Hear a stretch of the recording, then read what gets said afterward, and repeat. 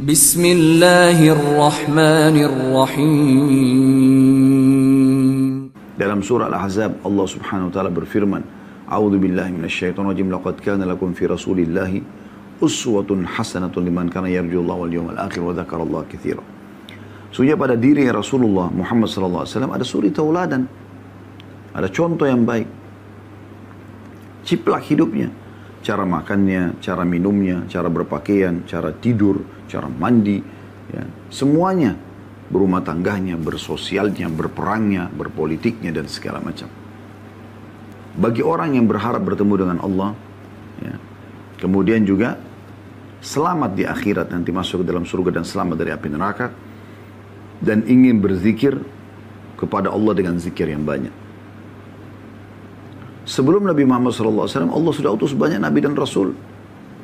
Diutuslah mereka untuk menjelaskan kepada manusia ada Tuhan dan namanya Allah. Memang Allah belum menampakkan dirinya, karena penampakan atau terlihatnya Allah Subhanahu wa taala nanti di surga, dan itu hanya bagi orang-orang beriman saja.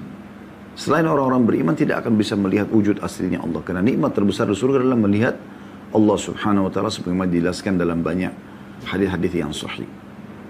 Maka dengan diutusnya para nabi dan rasul yang menyampaikan tentang dakwah, ya, Allah Subhanahu wa taala ini, itu bukti nyata kalau Allah ada. Kemudian dilanjutkan lagi dengan kitab-kitab yang dibawa di tangan mereka. Misalnya Nabi Muhammad SAW ada Al-Quran yang kita bisa baca. Kalamullah, kita tahu di situ Allah kenalkan dirinya. Allah jelaskan bukti-bukti kemahaberadaannya dan juga kemahabesarannya. Ya. Kemudian juga tidak pernah berubah Al-Quran itu.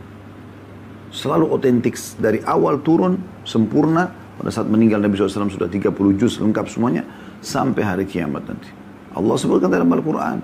A'udzu billahi minasyaitonir rajim. Inna nahnu nazzalna dzikra wa inna lahu lahafizun. Kami turunkan Al-Quran dan kami pasti akan menjaganya. Apa yang dihafal di zaman Nabi SAW itu yang dihafal oleh kaum muslimin sekarang. Dan terus sampai hari kiamat tidak akan pernah berubah. Kemudian Nabi Muhammad SAW juga diberikan mukjizat-mukjizat yang sangat banyak. Selain Al-Quran yang bisa kita rasakan sekarang, di masa hidup beliau SAW ada banyak mukjizat yang bisa nampak di depan mata para sahabat. Seperti pembelahan bulan dengan jari telunjuk beliau SAW.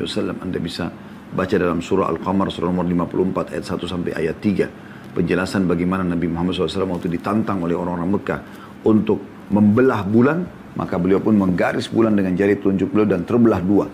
Sebelahnya di bukit Abi Qubais dan sebelahnya di bukit As-Suwaida. Semuanya dijelaskan dalam hadis Bukhari Muslim.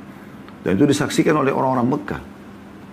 Para ilmuwan sekarang hanya bisa mengatakan, oh bulan itu memang ada garis retakan ya. Kalau Anda tulis di Google foto bulan terbelah, Anda akan lihat di situ dari satelit ditemukan keajaiban dan luar biasa. Di tengah-tengah bulan itu ada garis yang melingkar dan seperti pernah terjadi retakan dan tercabut bulan itu, terbelah dua. Para ilmuwan di sekarang, apalagi orang-orang ateis, cuma mengatakan ini pernah terjadi tapi entah kapan dan bukan mustahil ya akan terulang lagi nanti. Kita sebagai umat Islam sudah ada penjelasannya. Bagaimana Nabi SAW diberikan oleh Allah Subhanahu wa taala kekuatan untuk bisa mengeluarkan air dari jari beliau di hari Hudaybiyah sehingga banyak orang bisa minum dan berudu. Waktu itu 1.400 orang sahabat yang ikut bersama beliau sallallahu alaihi wasallam. Itu dalam hadis sahih riwayat Jabir, ya, atau Jabir radhiyallahu anhu meriwayatkan bahwasanya kami kehabisan air di masa Hudaybiyah, maka kami pun mengurumuni Nabi SAW karena tinggal satu ember air lagi. Beliau ingin udu. Lalu Nabi SAW tanya, kenapa kalian mengurumuniku? Kata Jabir, ya Rasulullah, tidak ada lagi air, cuma ada di ember Anda sekarang, di wadah Anda sekarang. Kalau Anda selesai, kami akan berebut nih. Karena nggak ada air untuk minum, nggak ada air untuk wudu.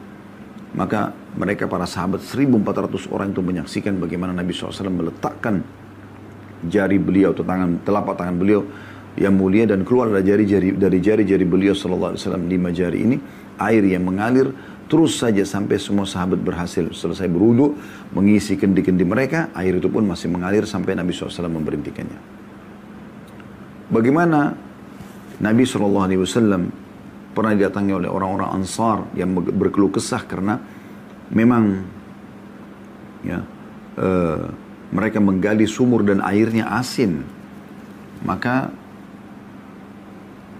mereka pun mengeluh kepada Nabi SAW dan Nabi SAW datang berdoa lalu meludah ke sumur tersebut lalu berubah dari asin menjadi tawar. Bagaimana pohon bersyahadat menyaksikan bahwasanya Nabi SAW adalah utusan Allah. Pada saat Rukana, seorang pegulat Jazirah Arab datang dan menantang Nabi SAW untuk gulat. Dan dia menyatakan kalau dia kalah dia akan syahadat. Lalu Nabi SAW berhasil mengalahkannya. Namun dia tidak mau bersyahadat setelah kalah. Dia mengatakan, hai Muhammad, saya tidak akan syahadat sampai pohon ini berbicara. Dia tunjuk sebuah pohon lalu Nabi SAW menunjuk pohon tersebut lalu pohon itu bersyahadat didengar oleh orang-orang Mekah. Dan sekian banyak mukjizat Nabi Muhammad SAW yang menguatkan tentang kenabian beliau. Tapi bukan itu yang akan kita bahas. Bagaimana Allah Subhanahu wa taala memperkenalkan dirinya melalui Nabi SAW, melalui kitab yang turun dalam Al-Qur'an. Dan kita bisa mempelajari sejarah Nabi. Masih banyak yang bukti-bukti tertinggal depan mata kita. Adanya rumah Nabi SAW dan ada kuburan beliau di rumah Aisyah radhiyallahu anha. Adanya masjid beliau SAW. Kita bisa sholat di sana. Bagaimana syariat ini menyebar luas. Bagaimana para ulama dan dai menyampaikan qala Allah sallallahu alaihi wasallam, qala Nabi sallallahu alaihi wasallam, Rasulullah SAW bersabda, Nabi Muhammad SAW bersabda. Buku-buku Islam dicetak, Quran diterjemahkan ke berbagai macam bahasa. Penganut agama terbesar sekarang di dunia bisa kita katakan kaum muslimin, miliaran jumlahnya secara akumulasi total. Ini bukti nyata kalau memang ada utusan Allah SWT dan memang beliau datang untuk dijadikan sebagai suri tauladan. Allah memastikan kalau Nabi Muhammad SAW ini, teman-teman sekalian, adalah utusannya. Dalam surah Al-Fatih, ya, di ayat terakhirnya Allah berfirman, potongan ayat, ya, di ayat terakhirnya itu, yang pertama saja. A'udzu billahi minasyaitonir Muhammadur Rasulullah. Muhammad adalah benar-benar utusan Allah. Jadi nggak ada keraguan dalam masalah ini.